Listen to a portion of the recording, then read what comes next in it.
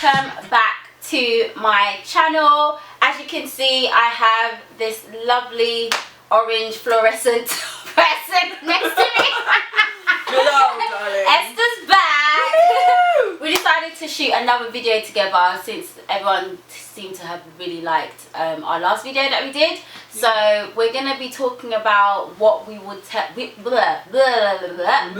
going to be talking about what we would tell our younger selves. So we're both grown. We're grown. Just about. Hey, we can do whatever we want. Okay. We grown now, okay, and we still growing, but we just wanted to kind of reflect on some of the things that we would have told our younger selves from when we were in school to college or uni, whatever. So Esther, what is one of the main things that you think, like if you were like putting you on the spot here, so if you were to tell your younger self one main thing, what's the first thing that kind of pops into your head? Try a bit harder.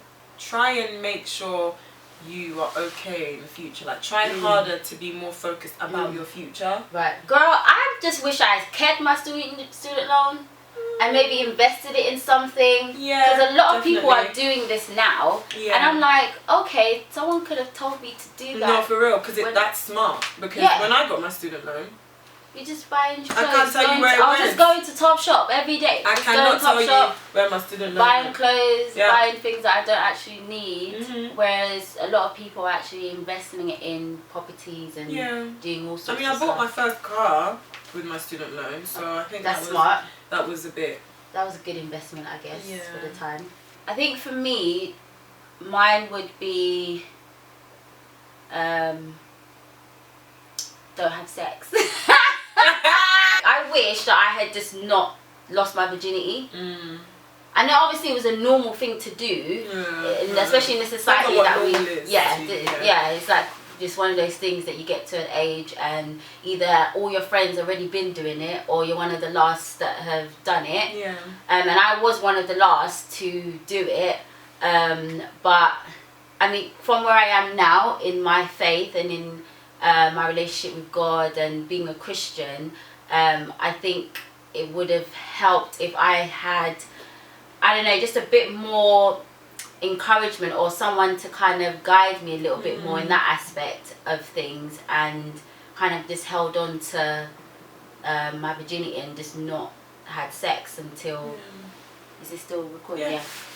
And just not had sex until I got married. But you know, it happened, and from that I had my daughter, which is, you know, which is still a blessing anyway. So I mean, it sounds like something really, really difficult to tell someone that is probably 15, 16 now. Because they're like, what do you mean that everybody's doing it, it's normal kind of thing. But it's just coming from an angle of my own personal beliefs, being a Christian and everything.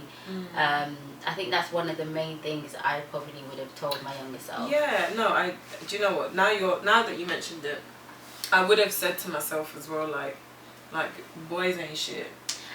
Girl. Like men ain't shit. Like seriously. There's only now that, not now, but up until very recently, that I'm just like, ugh. Like it's just such a waste of time. And really and truly, let's put aside experience, let's put aside learning about yourself and about the opposite sex. Let's put aside, you know, becoming wiser in terms of how to approach relationships. Let's put all of that aside. The truth is, any relationship that you've been in and it didn't work out is kind of a waste of time. In some ways, I guess. In some ways, you've learnt from it. Yeah, you've learnt, but put all of that aside. Was it necessary to have even been in that relationship in the first place? Okay, got you. Yeah. Because, like I told you the last time, I've dated guys, been out with one guy for maybe a couple of months. What a waste of time. Dating another guy. Right. After like 2 weeks, you're like, this guy, you can't even hold a conversation. Like, a lot of it is a waste of time, and it's not just. I'm not saying don't date or don't see guys or whatever, but just be more careful and wise. Yeah, about how you spend your time. Yes, because it's your time and you can't get that back. And it's your emotions as well. It's like you've wasted your energy, your efforts, your emotions. That's it. On things that weren't going anywhere. That's the one. And you were just like, and you knew. It's like sometimes you just know definitely. But you're just still going with the flow and just letting things happen. After a while, you learn that, okay, let me not invest so much of my time in this guy. Let me just wait and see. Let me take it easy. Let me not, act like I'm his girlfriend before he actually makes me his girlfriend. Like little things like that. It's certain things that you need to go through to learn how to deal with if it occurs again, or just as a learning curve in general. Another thing I think I would tell my younger self is maintain your innocence in a sense, because although I was literally like one of the last people to kind of have a glow up. Thinking about it now, I just feel like it's okay to be innocent. It's okay to just enjoy being young. Kids nowadays, they kind of want to wear the makeup and be an adult so quickly, and I just feel like it's one of those things that I would tell my younger self, that just enjoy your innocence, enjoy being young. Don't be worried about getting older and wearing makeup and all this kind of stuff. I started wearing proper makeup when I had my son. Right, okay. Yeah, before that, what's makeup? I'll do my eyebrow. Yeah. That was it. Put blush, wear lip gloss. I think I would tell my younger self to try and understand family more, or the importance of family more. Yes, yeah. When you become an adult and all your other siblings are adults, or you're the adult as a sibling, or like you're the oldest child or whatever, it's then there's so much responsibility on your shoulders. Like I'm the youngest, but I was the first to have a child out of all my sisters.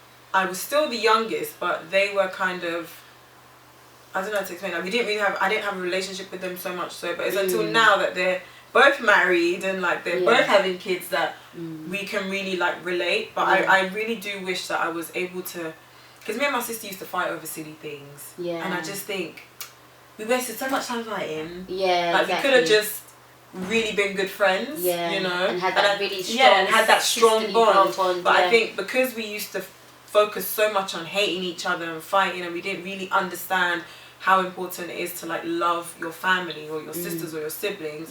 Like now we're not as close as we could be. Yeah. So totally get that. Even like relationships with like your dad and your mum, it's only when you get older that you realize how the lack of relationship with your dad affects you. Definitely appreciate what you do have with your parents, and where you don't have it, try and make the effort.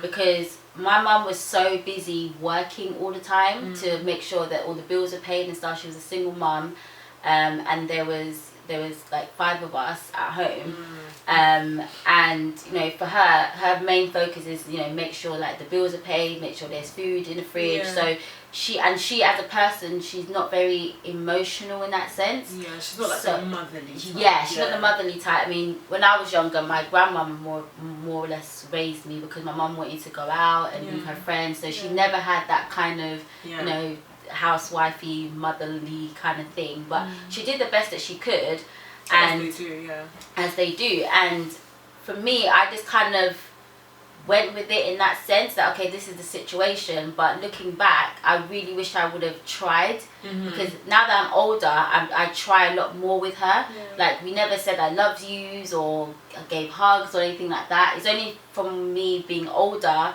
and having my daughter that I've been able to now extend that to my mum, because my daughter's kind of given me that, because I never had that myself. And I'm now able to extend that to my mum, and we say I love you to each other on the phone and things like that. But I just wish that I was able to have made that effort with her, because maybe she just needed me to show her that. So I definitely would tell my younger self that even if you do have parents who are kind of emotionally disconnected, or you don't have a close bond with, you know what you desire in your relationship with your parents, so you can make that effort. You can show them the love that you desire, and teach them, because a lot of African parents don't really know how to do that. But we're in a position to be able to help them and show them, because their parents didn't teach them and their parents didn't know themselves. So we could really kind of be that generation to try and change those things and really help them. They're there for you in terms of you know, keeping a roof over your head and you know, providing for you, but it's more than that. It's the emotional case, being able to talk to them. And it's weird because it's when you get to a certain age that they want to start acting like that parent that you've always wanted. Don't you feel? Yeah. Because I've noticed that it's now that my dad will call me and talk to me, or want to even call me, you know. And it's now that my mum will say little things like, "How's your boyfriend?" And I'm like, why are you asking me now? Like, I would have liked it if you had asked, you know, when I was with like my son's dad, then maybe we wouldn't be in the position that we're in now. Do you know what I mean? Like, they start want to like try and get in your business and act like you guys are pals. But it's like, I'm at the stage where like now I don't really need that from you anymore. I needed it more when I was a little bit younger. My mum will ask me, okay, like, you know, have you got a boyfriend yet, and all this kind of stuff, and she'll be giving me advice about, you know, no one's perfect, you know, don't be too picky, and all that kind of stuff. I'm like, Mum, like, I really wish, same with you, like, I really wish we had this conversation when I was 16 and I met my daughter's dad, and I didn't know what I wanted in a guy. I had no idea, no guidance as to who to choose to be my boyfriend. Or who to even talk to about it. Exactly, or who to even talk to about it. You'd be going to talk to the wrong people, you know, talking to friends about it. And obviously, what do your friends know? Your friends are the same age. They're the same age as you. Exactly. They don't know any better. Never been through any yet. So it's just like, okay, I appreciate that you're trying to help me and support me in that way now, because to her, she's thinking, okay, I'm getting older now, I need to settle down. She doesn't want me to be by myself and things like that. But, you know, it would have been amazing to have that kind of conversation when I was younger and had no sort of guidance into the relationships and things like that. But, you know, it is what it is. Even relationships with, like, my dad, it's only very recently that I've noticed that my dad is... the lack of a relationship with my dad is the cause of a lot of things that I went through.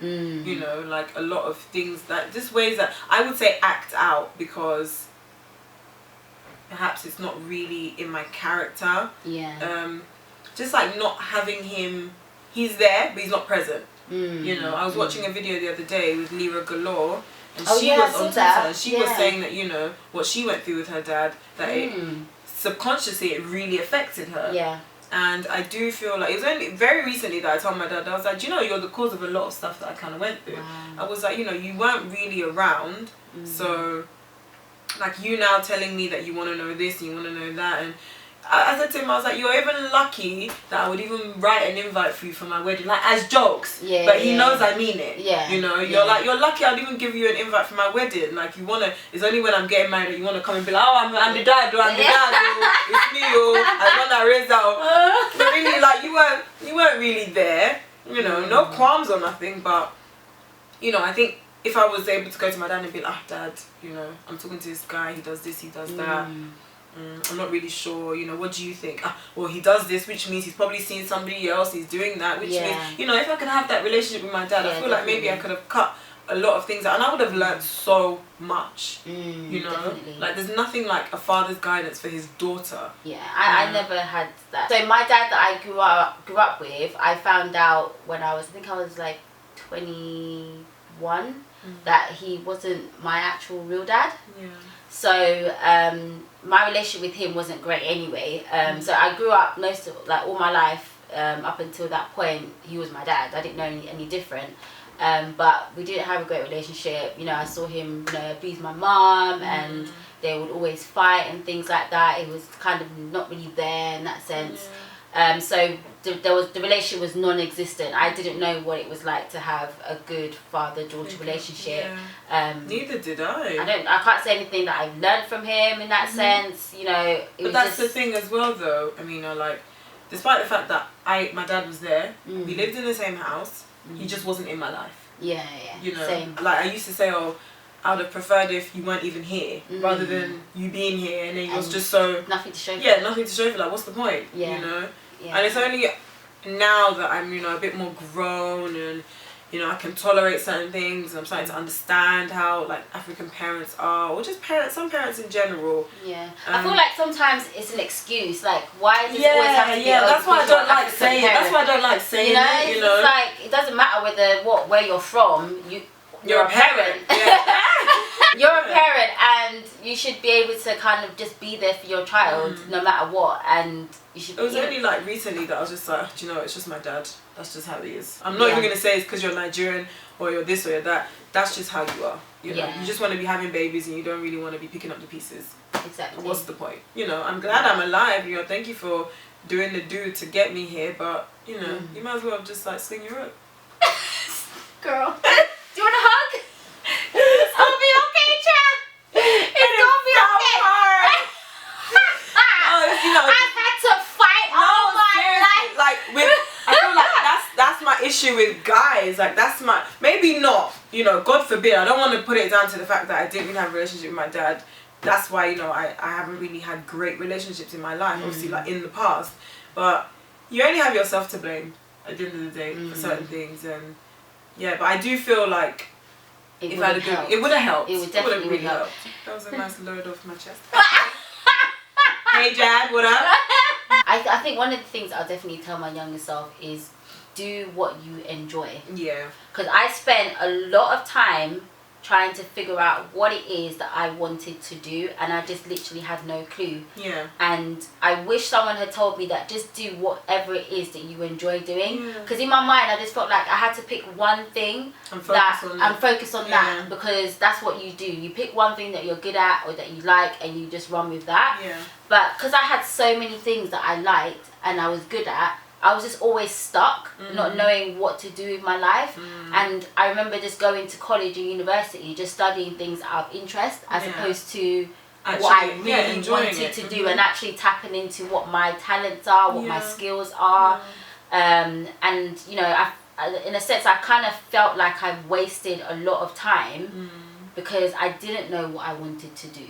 Obviously I know that, you know, everything works together and every experience has been a learning curve and is only adding to me and things like that. I envy people now who know what they want and have identified their skills, identified their strengths, and they're using it in their career path.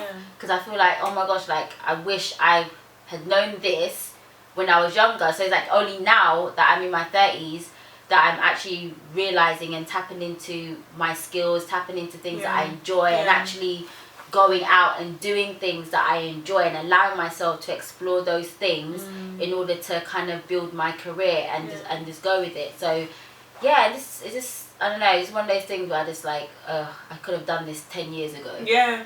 You know? And the thing is, I kind of started off doing the things that I love, because when I finished my GCSEs and I went to college, I studied maths, English and performing arts. Oh yes, and I did performing arts as well. Yeah, those were my favourite subjects. Yeah, those were my favourite subjects. I enjoyed them so much and I loved them. I loved writing. English literature and language was my favourite. So I used to always write books. When I was younger, I used to love reading. Yeah. So I used to I had so many books, and I love going to the library, picking out books. I read like 5 books over the weekend before school. Matilda.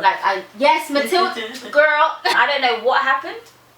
I think I just didn't have the guidance, because I didn't know what I was gonna do with these subjects. I was just like, okay, so I'm doing performing arts, I'm doing English, I'm doing math, but what exactly am I gonna do with these things? Like it was just lack of guidance, lack of direction, and I just kind of just went off on a tangent, had a child, and then started studying things that had nothing to do with what I was doing before. Be doing something. Yeah, so, I didn't want to like nobody says that you're a bum, basically. Yeah, exactly. Like I just didn't want to like be working in retail for the rest of my life. So I thought, okay, let me just go to college and go university and just do something, you know. That's what ends up happening. That's what ends up happening. Yeah. What ends up. Yeah. I don't know if that's English. That's what ends up happening. That's what happens in the end. I definitely would tell my younger self that, you know, whatever it is that you love to do, just do it. Just see where it takes you. Don't think about the rules and regulations. Okay, you have to pick one thing and then you know, build your whole career around that. You know, we're living in an age where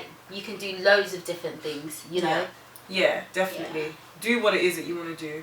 I still say to myself, like, everything, there's a time for everything, and everything worked out at the right time. Yeah. But I will still say, you know, it could have happened earlier. Yeah, same. I feel exactly the same way, that, you know, I could have done this 10 years ago. But, you know, such is life. We gonna get there in the end. We're here already. God is good.